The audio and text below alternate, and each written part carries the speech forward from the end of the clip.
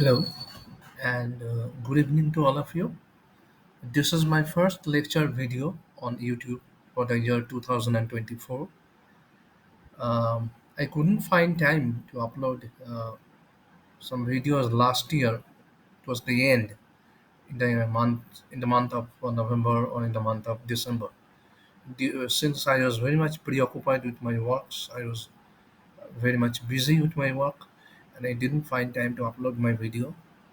However, I have found time to upload one video this time. And this time I'm going to analyze the one beautiful poem by one Canadian writer, James Reaney. And the title of the poem is Maps, James Reaney's Maps, which I'm going to deal with in this lecture video.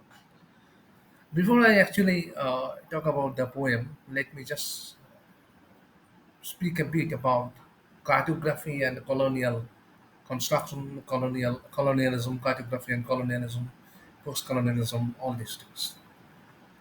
Cartography, as all of you know, it is actually the science and technique of map making, and it deals with how the maps are made. In the Indian context, we know about the Radcliffe Line, which divides India, uh, Pakistan, East Pakistan, and West Pakistan, and that on. The Radcliffe Line is an example of how the maps are drawn, actually. Uh, in the context of colonialism, when a land is discovered, the discovery of the land immediately it deals with the colonial construction of drawing a land. A group of people who come to a particular place, like say, for example, in the Indian context, we have Vasco da Gama, who came to India and discovered the Kerala and part of India, and Columbus, who actually came to Newfoundland, that is New America, and you know, he discovered America. And although it was the not Columbus who actually discovered America, actually the Mexicans, the Chicano protest I came across on Chicano protest when there was a banner that Columbus did not actually discover America, did not discover us. He actually invaded us. The line is very important. He did not discover, but he invaded. So that's actually what goes. It actually goes that the discovery of a particular land immediately results in invasion of a particular place. Uh, in the African context, we know about the scrambles of Africa, the term which most of you are familiar with, the scrambles of Africa, which deals with the occupation of African land, territory of occupation of African land by the European colonial powers, European colonizers. Well, um, you know, in this context, I would like to refer to Marlowe in Heart of Darkness, was one of the characters in Heart of Darkness, Marlowe, who actually spoke about empty space, quote unquote, empty space. Now, empty space actually refers to the uninhabited, uncharted territory. And the colonizers, they try to incorporate the colonial names in that particular territory, almost like that of, like indirect occupation of the land. That this particular land had no name, we have named it, so this land actually belongs to us. This is a kind of colonial ideology, colonial politics behind naming a place which is actually uninhabited, uncharted territory. So the even if it had any name, native name, it immediately is replaced by the colonial names. Native name is replaced by the colonial names. So the colonial mission, the construction of cartography, often is actually artificial, and sometimes it is imposed.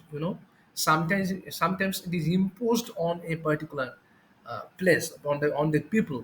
For example, uh, and sometimes the colonized people find it unacceptable. They cannot accept what is actually imposed on them. For example, the Radcliffe line, and in Tobatek Singh, Sadat Hasan Manto's story, Tobatek Singh, the character himself indirectly protests against this kind of unacceptance of the land. So this is how the cartography and the colonialism, post-colonialism actually goes. Now, today I'll be talking about James Reaney's poem Maps. James Reaney actually, James Crichton Reaney, 1926 to 2008, was a Canadian poet, playwright, whose works transformed small town life of Ontario into the realm of dream and symbol. This is very important that he transformed the small town life of Ontario with into the realm of dream and symbol. He published his collection of poems called Southwester Home, SouwestO, Southwester Home in 2005. Now, I'd like to quote from Canadian Encyclopedia about the poems of James Reaney. Let me quote. About the poems of James Reaney, the Canadian Encyclopedia says, I quote, Reaney's poetry has earned him a reputation as an erudite poet, at once deriving structures from metaphor, mythology, and a cosmopolitan literary tradition, while deeply rooted in a regional sense of place. Reaney's poetry, I quote again, Reaney's poetry has earned him a reputation as an erudite poet, at once deriving structures from metaphor, mythology, and a cosmopolitan literary tradition, while deeply rooted in a regional sense of place. Critics actually have called Riani a kind of rationalist, a rabid nationalist, a symbolist poet with the myth of coherence who is yet to be able to say something in an age of the random. Now, with this small introduction about James Rennie, let me go to the poem Maps. Let me read it for you. Maps. To go where I first saw maps is almost too simple, perhaps. Find Port Street or Hessa Stress and come up Maconey's side road past guardrails till you hit Armhurst School, where time is reckoned by a piquet clock, manufactured in Kitchener, alias Berlin, and space is taught by grey-green windows, unrolled from their special map cupboard and hung upon the wall with us looking up at continent marketorized, anything British vermilionized, with funny stripes for Palestine and Egypt, Iraq, Persia, and Danzig. Perhaps Danzig, places only half imperialized or spheres of influence. However, just over the map cupboard was a wall of continuous windows that constrained my uncle's fields. When school was over, basically my way home landscape, it was a map too. Its scale was an inch to an inch, a mile to a mile. There was no map to guide me home, save this one and the path, teaching itself white and snow, grey sky, blurred tree sticks, ditch, swamp, forest, meadow, yard, and home. Inside my school, the whole world in a round globe or flat maps. Outside our school, a part of the world too big to be taught. Well, so the poem map has been taken from, you know, Reaney's collection of poems called Southwester Home.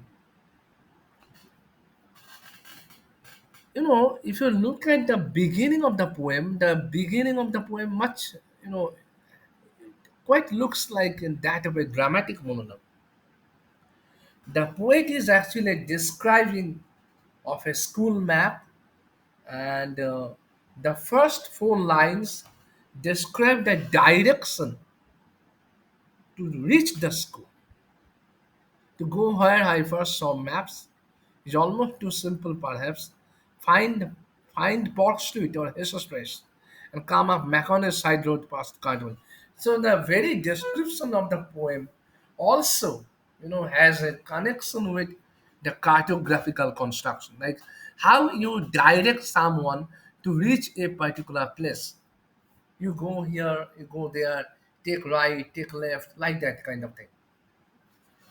So the first four lines of the poem, it describes the direction to reach the school.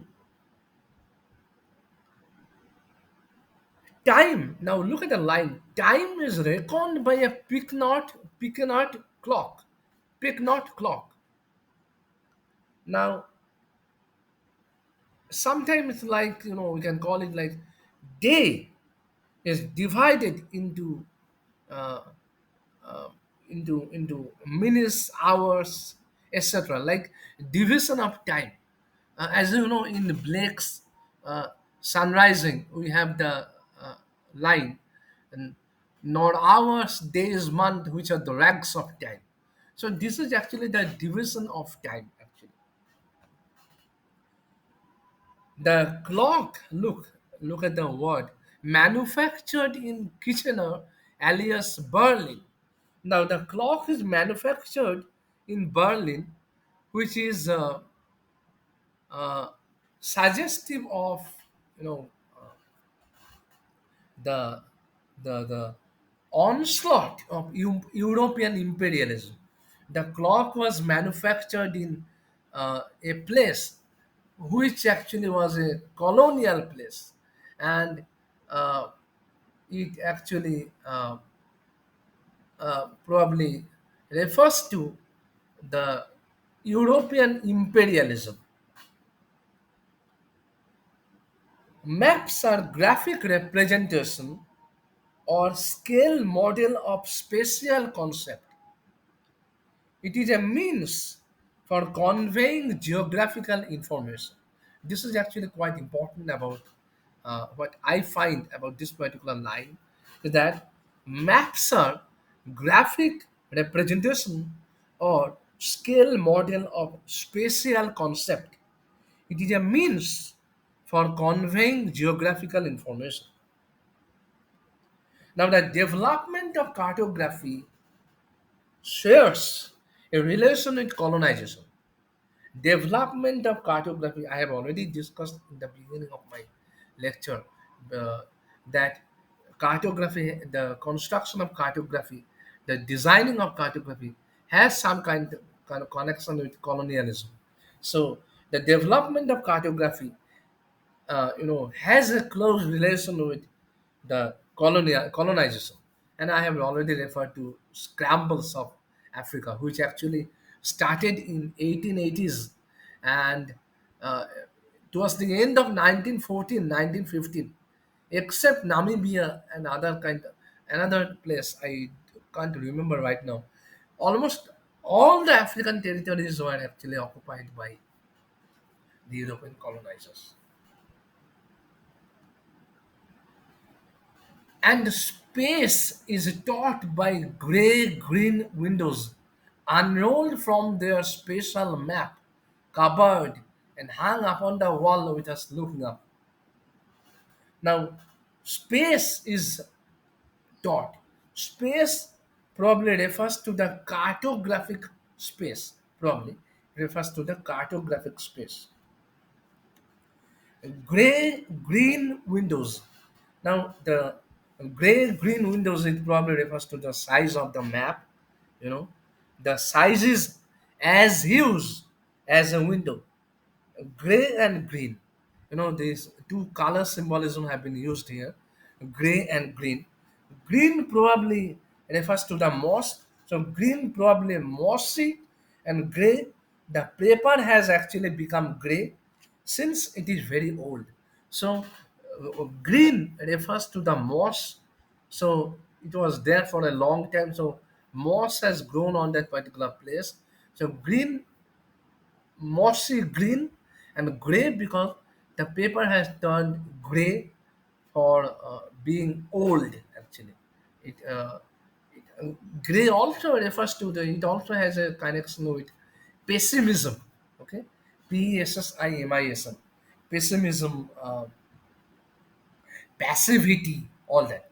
So, uh, gray, oldness, uh, pessimism, passivity, and green, probably it is mossy. Uh,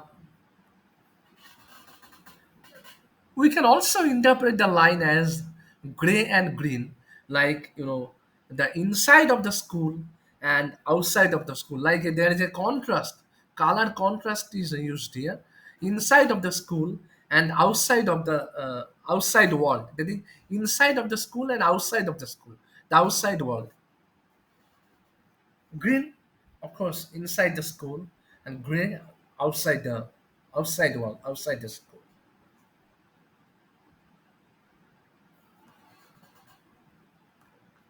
So we can also interpret the poem, this line as, about uh, uh, the the you know the rejection of representation. The poem may also be interpreted as the rejection of representation, like cartography. It is very much precise, scientific, and accurate, as if the poet is refusing to the cartographic representation. It is a refusal or rejection of representation.